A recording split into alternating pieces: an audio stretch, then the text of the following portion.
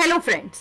तो गूगल ने इंडिया में $15 बिलियन का बड़ा एआई इन्वेस्टमेंट अनाउंस किया है और एक मैसिव एआई हब बन रहा है विशाखापट्टनम आंध्र प्रदेश में, जिसे कहा जा रहा है इंडिया का सिलिकॉन वैली ऑफ एआई।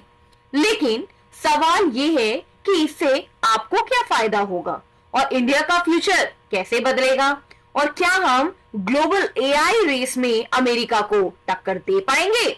तो चलिए समझते हैं पूरी कहानी, थोड़ा फैक्ट्स और थोड़े फन के साथ। तो सबसे पहले हम बात करते हैं गूगल की कि गूगल ने यह कंफर्म किया है कि अगले 5 सालों में 15 बिलियन यूएसडी इन्वेस्ट होंगे, मतलब लगभग 1.25 लाख करोड़। और यहां बनेगा एक गीगावाट स्केल डाटा सेंटर, इतना बड़ा इंफ्रास्ट्रक्चर जिसमें 1 करोड़ घर की बिजली के बराबर पावर होगी। दोस्तों, आज दुनिया में सिर्फ कुछ ही गीगावाट स्केल्स डाटा सेंटर हैं। एक यूएस का काउंसिल है और उसके बाद अब इंडिया में ये सेटअप होने जा रहा है। तो अब आप समझिए इंडिया नेक्स्ट लेवल पर जा रहा है। ये एआई हब बनेगा एक सुपर ब्रेन जहां बिलियंस ऑफ एआई सर्वर्स एक साथ काम करेंगे, लाइटनिंग स्पीड प्रोसेसिंग के साथ। यहां से गूगल के सारे सर्विसेज जैसे कि सर्च, यूट्यूब, वर्कस्पेस और जेमिनी एआई और भी फास्ट हो जाएंगे। इमेजिन कीजिए कि रियल टाइम ट्रांसलेशन बिना डिले के, स्मार्ट असिस्टेंट्स जो आपकी लैंग्वेज में बात करें, और इंडिया के स्टार्टअप्स को मिलेगा वर्ल्ड क्लास एआई पावर।